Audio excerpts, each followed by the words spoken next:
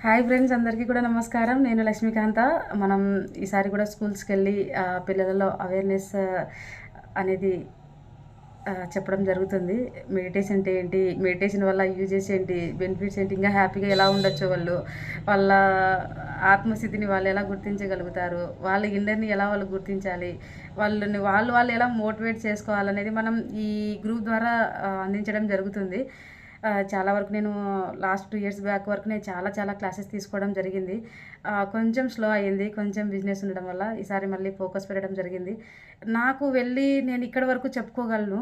But నా knowledge నేను అందరికీ అందించాలనే ఉద్దేశ్యంతో నేను ఈ గ్రూపు 2 ఇయర్స్ బ్యాక్ క్రియేట్ చేశాను.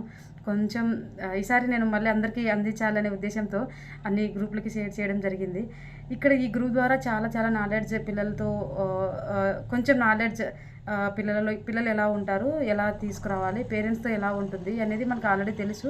కొంచెం డెప్త్‌గా ఇక్కడ ఎగ్జాంపుల్స్, మెసేజ్ ఎలా ఇవ్వాలి, వాళ్ళతో ఎలా ప్రాక్టీస్ చేయించాలి అనేది కొంచెం ఇక్కడ ఇవ్వడం జరుగుతుంది. ఇది నేను క్రియేట్ చేసిందని పాయింట్స్ అనమాట. చాలా రోజుల నుంచి నేను ట్రై చేస్తున్నాను.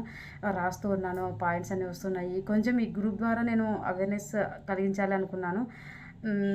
మీరు కూడా వెళ్ళి ఈ పాయింట్స్ యూజ్ అయితే మీరు కూడా స్కూల్స్‌కెళ్ళి అందించాలని కోరుకుంటూ ఉన్నాను. ఎందుకంటే ఇక్కడ వరకు నేను సరౌండింగ్‌లో చేయగలను. అక్కడ వేరే ఊర్లలో నేను చేయలేను కదా! నాకొక యూనివర్సిటీ పెట్టాలి పిల్లలలో. హ్యాపీగా వాళ్ళకు అందించాలి. అంటే ఎవరు కూడా బాధపడకూడదు. వాళ్ళొక డిప్రెషన్ నుంచి బయటికి రావాలి. వాళ్ళు హ్యాపీగా ఉండాలి. ఆనందంగా ఉండాలి.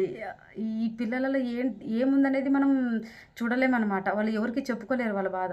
ఈ మెడిటేషన్ ద్వారా వాళ్ళు హీల్ అవుతారు. చాలా హ్యాపీగా ఉంటారు అనేది నాకు అనిపించిందనమాట. అందుకే ఈ ప్రయత్నం చేద్దాం అందరం కూడా కలిసి. Thank you so much.